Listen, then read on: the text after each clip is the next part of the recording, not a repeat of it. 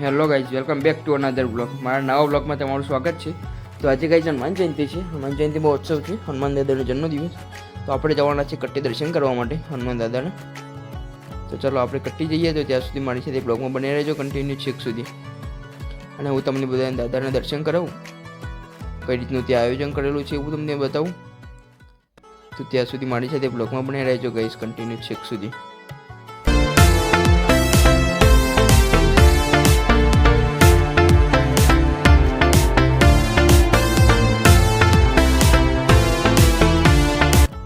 ત્યાંથી જોઈ લો ગાઈઝ, આપણે આ સપ્તેશ્વરના પુલે આવી ગયા હતા.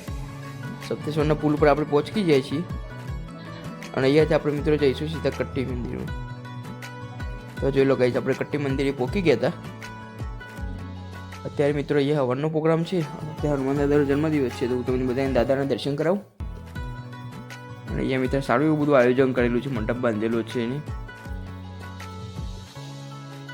અને અહીંયા મિત્રો હવન પણ રાખેલું છે. ચલો હું તમને બતાવું કઈ રીતનું પ્લાનિંગ છે. તો મારી સાથે બ્લોગમાં બનાવી રહેજો. તો હજુ લોકો જે જગ્યાએ હવનનો પ્રોગ્રામ છે આપણે ત્યાં આવી ગયા હતા. અને અહીંયા બધા ડેકોરેશન પણ સારું એવું કરેલું છે બધું.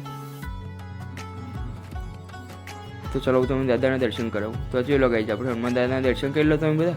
અને અહીંયા જો મિત્રો સારું એવું આયોજન કરેલું છે, સરસ મજાનું.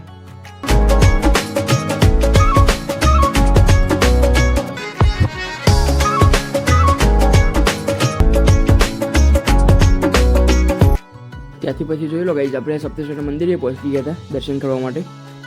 ચલો હું તમને બધાને દર્શન કરાવું, સપ્તેશ્વર મહાદેવના દર્શન. તો જોઈ લો ગાઈઝ, સપ્તેશ્વર નજારો કંઈક આ રીતનું છે. અહીંયા મિત્રો સાત ઋષિએ તપ કર્યું હતું ને અહીંયા પાણી નીકળ્યું હતું સપ્તેશ્વર નદીમાં. આ મિત્રો સાબરમતી નદી છે. અને અહીંયાથી મિત્રો આપણે હવે સીધા ઘરે જઈશું. મારી સાથે બ્લોગમાં બનાવી રહેજો કન્ટિન્યુ. હા તો જોઈ લો ગાઈઝ, આપણે સપ્તેશ્વરથી નીકળી ગયા છીએ ઘરે જવા માટે. અને જો બ્લોગ ગમ્યો હોય તો વિડીયોને લાઇક, કોમેન્ટ, શેર અને આવી રીતે નવા બ્લોગ જોવા માટે મારી ચેનલને આજે જ સબસ્ક્રાઈબ કરો મિત્રો. અને મારી બીજી એક પણ ચેનલ છે કોમેડી વિડીયોની, જુગાડુ જિંદગી. તો જુગાડુ જિંદગી ચેનલને પણ સબસ્ક્રાઈબ કરજો મિત્રો. અને આ ચેનલ પર આવી રીતના નવા બ્લોગ આવશે, ડેલી બ્લોગ પણ આવવાના છે મિત્રો.